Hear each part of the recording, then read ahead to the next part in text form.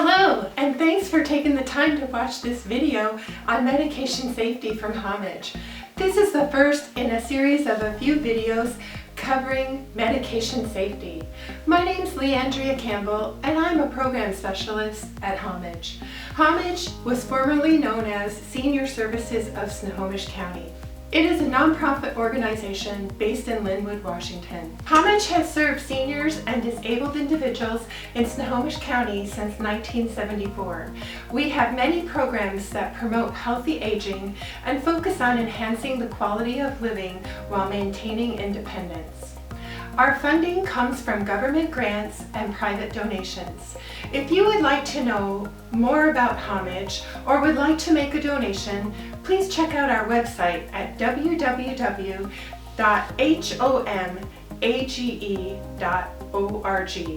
The website will also be shown in the links below this video.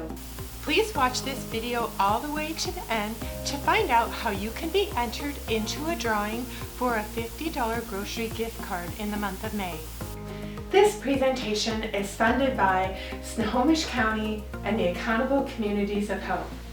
Topics that this video will be covering include prescription and over-the-counter medication, safe use, storage, and disposal of medications, and making a personal medication list. Let's begin by talking about prescription medications. Prescription medications are the ones that require a doctor's written order. They are written for a specific individual and their health care needs. They should not be shared with other people. In fact, it's a felony if you share prescription medications with others or if you use their medication. Over-the-counter medicines can be purchased at a local drugstore and some grocery stores. They are used to treat common illnesses such as colds, headaches, the flu, upset stomach or indigestion, and allergies. You may not realize it, but over-the-counter medication can cause adverse side effects. Some of these effects include nausea, dizziness, sleepiness or insomnia, bleeding of the digestive tract, or an increase in blood pressure. Over-the-counter medications can also cause drug-drug interaction. This can happen when you're taking two medications that have the same active ingredient. An example of this would be an ibuprofen, like Advil or Motrin, and then if you're also taking a prescription anti-inflammatory medication. This would mean your body is getting too much of the active ingredient, and this can cause damage to your kidney or liver. Medications can also have opposite effects on each other. For example, a decongestant can raise your blood pressure. And if you're already taking a prescription medication to lower your blood pressure, the decongestant will interfere with that, and your medication to lower your blood pressure will not do the job it needs to do. Another adverse side effect from taking any medication could be an allergic reaction. Some of the symptoms of an allergic reaction would include hives, itching, or breathing problems. Please note that allergic reactions can happen to you even if you've taken a medication many times in the past. It can just crop up all of a sudden. If you're experiencing an allergic reaction and it's a life-threatening matter, please call 911. If you have an allergic reaction and it's not life-threatening, you should still call your doctor to let them know what's going on. To avoid adverse reactions to medications, check with your doctor before taking medications. Especially if you're already taking a prescription medication, you'll want to check with your doctor before you add an over-the-counter medication.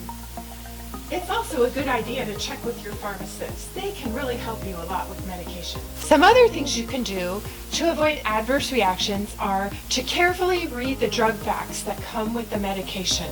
This way you'll be aware of any possible adverse side effects ahead of time. If you don't understand something about the medication, ask your doctor or your pharmacist. Take only the dosage that's prescribed on the label and follow the directions carefully. Being careful not to take more in quantity or to take it more frequently or longer than directed. Taking medications when drinking alcohol or using drugs can be extremely dangerous or life-threatening. If you are taking medically prescribed cannabis, be sure you talk to your doctor and/or pharmacist about any possible drug-drug interactions that can have. Capsules and medicine should not be broken, crushed, mixed, or stirred into food or liquids, unless your doctor says it's okay to do this. Vitamins, minerals, and herbs should not be taken at the same time as medications, unless your doctor says it's okay to do this. Another adverse effect can come from interactions with food. Oral medications are absorbed through the lining of our stomach. This is the same way that we absorb nutrients from food. Because of this, it's important to know whether we should be taking the medication with food or without food. An empty stomach means 1 hour before eating or 2 hours after eating. The label and drug paperwork should tell you whether your medication should be taken with food or on an empty stomach. If you have questions, please ask your pharmacist. One food that interferes with some medications is the grapefruit. To know which foods might interfere with your medications, read the paperwork that came with the medication or check with your pharmacist. Adverse effects from medications are usually low for most people. Some people, however, are at a higher risk. The following people have an increased risk of adverse effects: very young, adults 60 and older, and those who are taking more than one type of medication. There are other groups of people who are at an even higher risk of experiencing an adverse side effect. These people include those who have asthma, blood clotting disorders, bleeding disorders, breathing problems, diabetes, enlarged prostate, epilepsy, glaucoma, gout, high blood pressure, immune system illness, kidney illness, liver illness, Parkinson's disease, psychiatric illness, or thyroid illness. There may be other illnesses as well.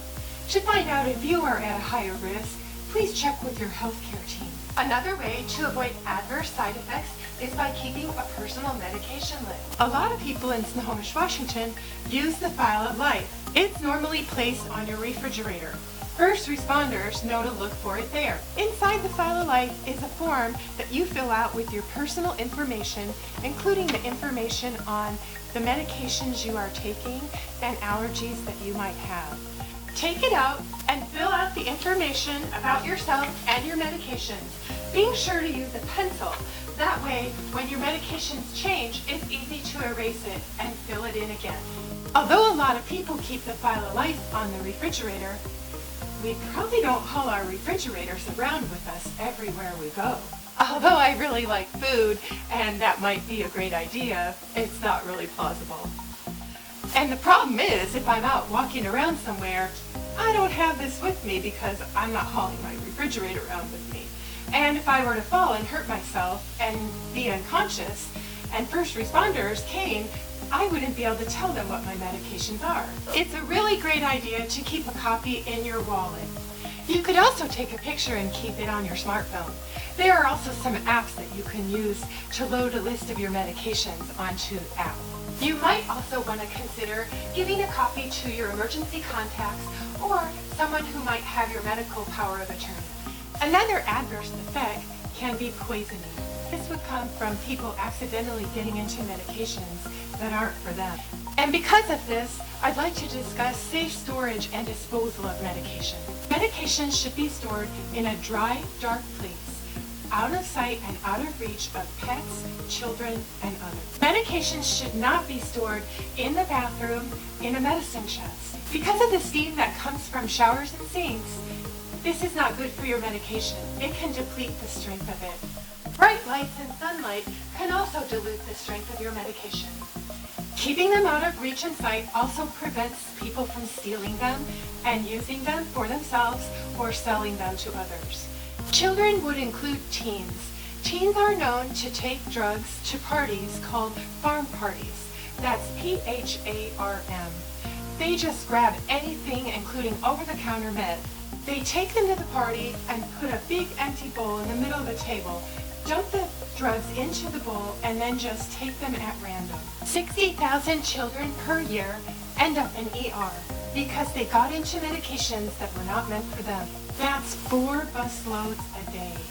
The FDA actually recommends that it's best to keep medications locked up. One way to lock up your medications is by using a household essential kit. You can probably purchase these kits online. They come with a lock and room to store your medications inside. One way to avoid overdose or drug poisoning is by properly disposing of unused, unneeded, or expired medication. With that in mind, let's talk about safe ways of disposing of medication. The best way to dispose of medication safely is to take it to a Snohomish County take-back center if you live in Snohomish County, Washington. There are several areas in Snohomish County that have take-back drop boxes. For a list of those locations, please check out the links below.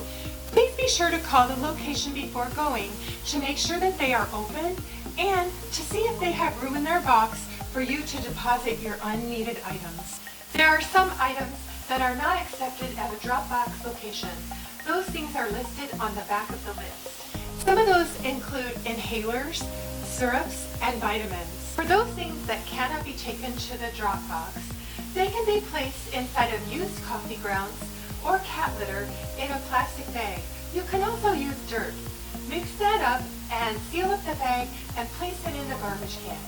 If you need to dispose of a medication patch, peel the patch off of you. Press the sticky sides together, place it in a Ziploc bag, and bury it in the trash can, away from the sight of children. Children may think that a patch is a sticker, and although you've used it, there may still be medication on it, and if they were to put it on themselves, this could be harmful to them. If you're unable to get to a take-back location, there's a great resource that you could use. Just call 1-844-MED-PROJ. An operator will speak to you about the medications you need to dispose of. Then they will send you a self-addressed stamped envelope for you to mail the medications to them. They will dispose of them in a safe, legal, and environmentally friendly way. Thanks for watching this video. If you're 60 years old or older and you live in Snohomish County, please call me at 1-425-290-1252 to receive a free file of life. Also, if you are 60 years or older and live in Snohomish County, please give me a call and leave your name and phone number. That way I can contact you to enter you into a drawing for a $50 grocery gift card that will be given away at the end of May 2020. Thanks for watching this video. Please hit the like button if you liked the video and if you learned anything new. I'd also appreciate it if you take a moment to fill out the survey listed in the links below. I appreciate your time. See you on the next video.